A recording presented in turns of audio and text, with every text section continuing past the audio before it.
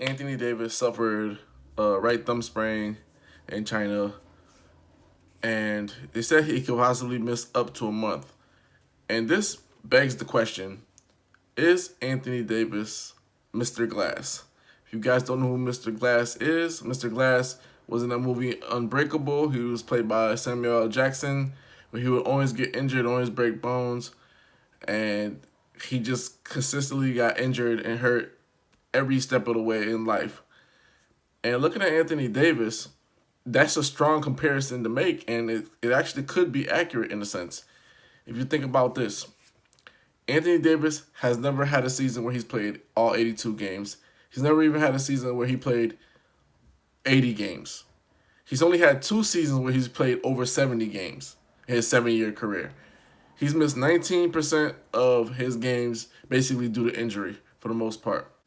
He's never played 80 games. He's never played 75 games. I mean, he's never played over 80 games. He's never played over... He's only had 2 seasons where he played 75 games. Now, put this in comparison with another player. I'm going to give you a name. Who's always injured.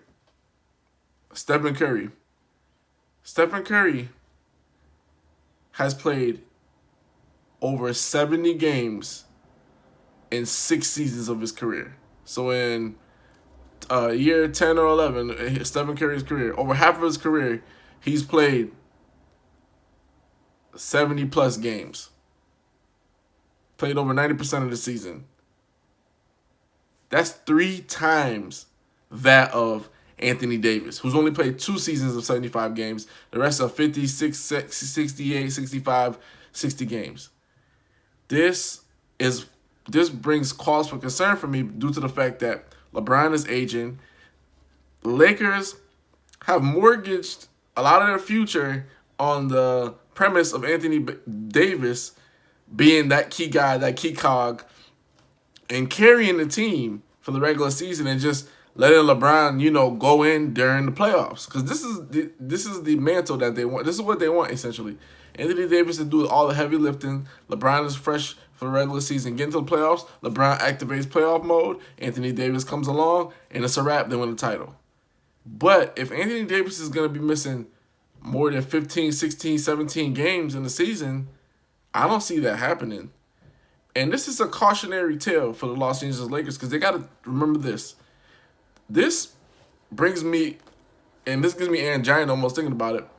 This reminds me of the 2013 season when the Lakers got Steve Nash, Kobe Bryant, and Dwight Howard. We all know that it was supposed to win, supposed to be a big thing, supposed to be a big deal. And what happened?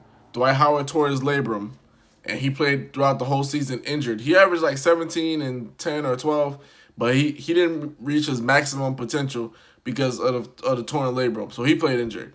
Steve Nash only played 50 games that season. He missed 32 games, essentially due to injury, wear, and tear.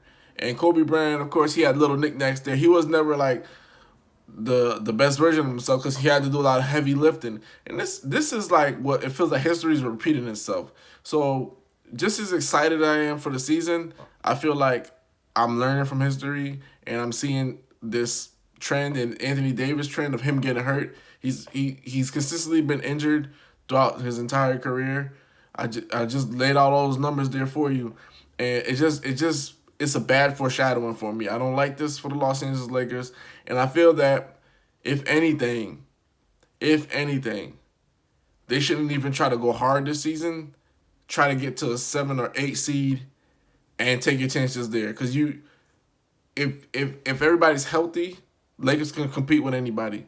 But if you're trying to truck along through the season, trying to get a top seed, home court advantage, you're only risking injury to LeBron. You're only risking more injury to Anthony Davis. And we don't want a repeat of 2013. Not at all. Hoops Junction. Hoops means hoopla. Like, comment, subscribe.